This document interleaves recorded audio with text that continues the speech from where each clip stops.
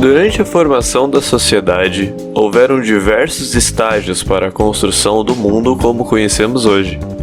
A forma de governo atual é fruto de séculos de desenvolvimento político, a qual passou por várias formas diferentes até chegar no que temos hoje: cidades-estado, repúblicas, feudos, impérios, etc. Por mais diferentes que esses modelos de governo possam parecer, todos possuem um foco em comum: a manutenção e regulamentação do poder.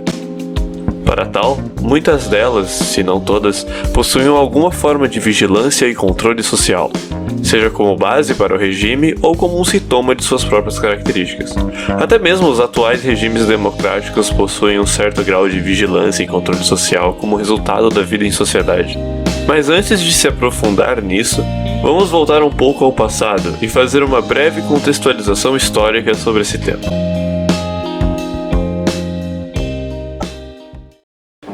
O passado da vigilância e controle social. Durante a história da humanidade, diversos casos de vigilância e controle social podem ser citados. Um exemplo clássico seria a política do pão e circo da antiga Roma, que de certa forma era um meio de controlar os ânimos da população romana. Outro ótimo exemplo, e também mais próximo da nossa realidade, foi o regime militar brasileiro, que ocorreu entre 1964 e 1985. Tal regime foi marcado pelo grande uso da violência para exercer o controle social da população. Grupos de oposição tiveram que atuar sigilosamente, de forma a não chamar a atenção das autoridades.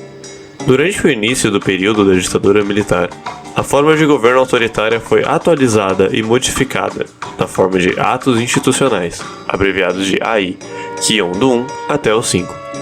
Desses, um dos mais importantes foi justamente o primeiro, o AI-1, o qual definia que aqueles que se opusessem ao regime seriam perseguidos e aprisionados. E assim, nasceu o controle social do regime militar, algo que se tornaria mais presente nos anos seguintes da ditadura.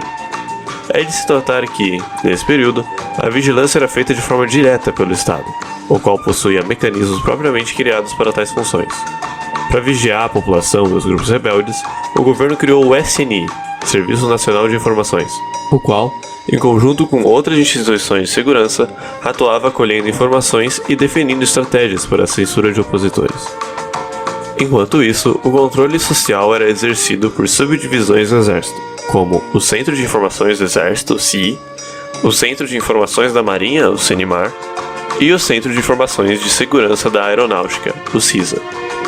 Tais instituições foram responsáveis por mais de 400 assassinatos e desaparecimentos, segundo um relatório da CNV, Comissão Nacional da Verdade, que foi criada em 2011 para investigar os crimes cometidos pelo regime militar. Enfim, o fim desse período foi marcado por grande instabilidade política e por manifestações numerosas. O movimento de Jeta Já foi um fato marcante dos últimos anos da ditadura. Tal manifestação reivindicava a volta das eleições diretas e mostrava a desaprovação da população sobre a forma que o país era regido. Além disso, o aumento exorbitante da inflação diminuiu drasticamente o poder de compra dos brasileiros, o que aumentou ainda mais a rejeição sobre o governo. E assim, em 15 de março de 1985, eleito de forma indireta, José Sarney assumiu o cargo de presidente da República, iniciando o período de redemocratização no Brasil. Atualidade.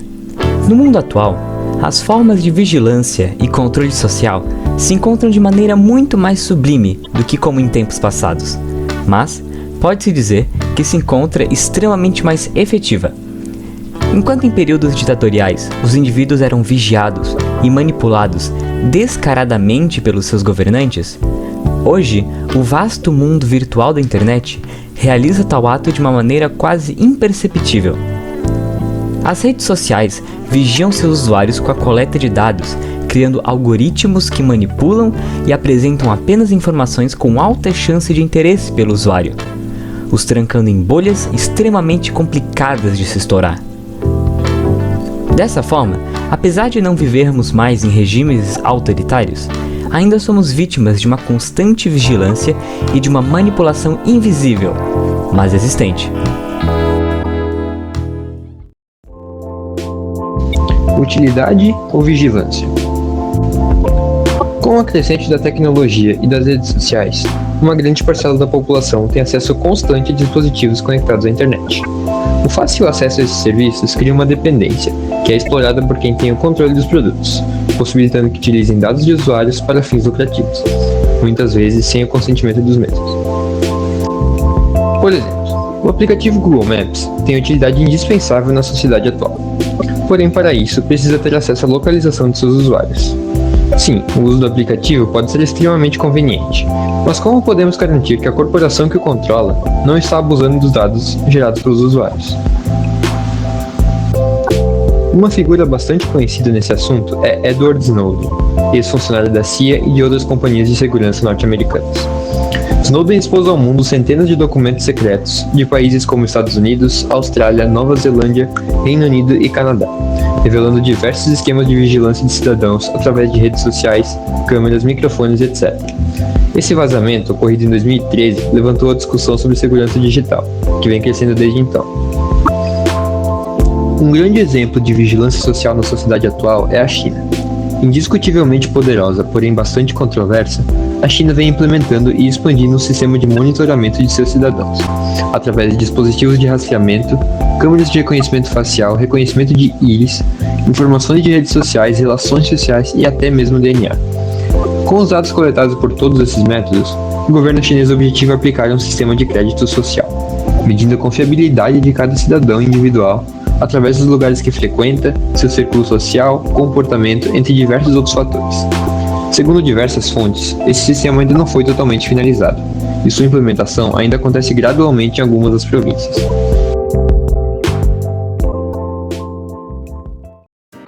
Novas tecnologias e o controle social. Com o avanço das tecnologias e a propagação das redes sociais, novas formas de vigilância e controle social foram estabelecidas, conseguindo atingir muito mais pessoas em curtos períodos de tempo. Não é mistério para ninguém que os telefones do mundo moderno coletam muitas informações pessoais, como localização, histórico, fotos, vídeos e áudios, e podem compartilhar e vender para as empresas e governos com as mais diversas intenções. Tal fato já foi normalizado, naturalizado. Tal controle apenas funciona se ele conhece seu usuário profundamente, principalmente a partir do uso das redes sociais, gerando cada vez mais o dito petróleo do mundo moderno, os dados. Dados que criam um marketing perfeito para o seu usuário, moldando e controlando o consumo daqueles que o consomem.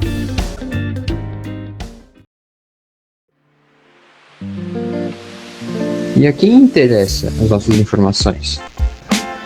Aqui vai um exemplo de algo que a esmagadora maioria das pessoas já presenciou. Você pesquisou algum tipo de produto em um mecanismo de busca na internet. Acessou alguma loja para conferir o preço, talvez tenha visto produtos similares e saiu. Após algumas horas, enquanto navega em outra rede social ou usa outro serviço, viu um anúncio sobre aquela mesma gama de produtos que estava pesquisando anteriormente. Não é coincidência. Os dados que geramos ao utilizar qualquer serviço são vendidos e compartilhados entre inúmeras corporações, com o propósito de gerar anúncios personalizados e tentar vender para as pessoas os produtos que elas estejam, mesmo que minimamente interessadas. Pelo menos é isso que essas corporações nos dizem. Não há como saber se esses dados estão sendo utilizados para coisas além da nossa percepção ou controle. Casos mais extremos envolvem a mera menção de algum produto durante uma conversa, sem haver uso de qualquer dispositivo. Nessas ocasiões, a suspeita é de que o microfone do dispositivo, celular por exemplo, reconhece que a pessoa fala e tenta personalizar anúncios com base nisso. Essas teorias nunca foram confirmadas, mas existem diversos estudos que atestam a legitimidade delas, mas também outros que argumentam o contrário.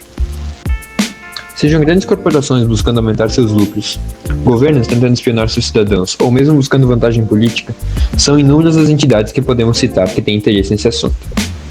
O melhor a se fazer é apenas tomar cuidado com o que utiliza, com o que baixa e que tipo de serviço você permite que os aplicativos utilizem.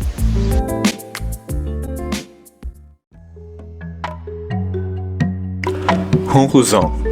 Agora que ficou mais claro como a vigilância e o controle social podem se dar de diversas formas, percebe-se como o nosso cotidiano está sendo monitorado discretamente todos os dias. Seja via os aplicativos em nossos celulares ou por governos autoritários, o controle social fez e faz parte da nossa história como sociedade. Ninguém passa completamente despercebido nos dias de hoje. e não há expectativas para quaisquer mudanças nesse cenário. Com a grande valorização dos dados, qualquer avanço nas tecnologias de vigilância rendem uma fortuna no mercado internacional, e certamente não é algo que deixará de valer assim tão cedo. O mundo se modificou para aceitar tais métodos de controle. As pessoas estão confortáveis com isso e nem sempre percebem quanto estão sendo vigiadas. Agora, é torcer para que essas informações não passem a ser usadas para fins danosos. É isso. Muito obrigado pela atenção e até a próxima.